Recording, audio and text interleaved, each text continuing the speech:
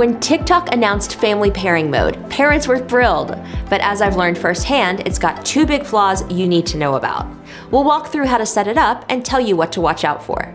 To get started, you'll need to create your own TikTok account. Don't worry, you won't have to make any dancing videos. On both your and your child's phone, head to your profiles by clicking Me in the lower right corner. Then tap the three dots at the top. Scroll down until you see family pairing and follow the on-screen instructions. This all sounds great, right?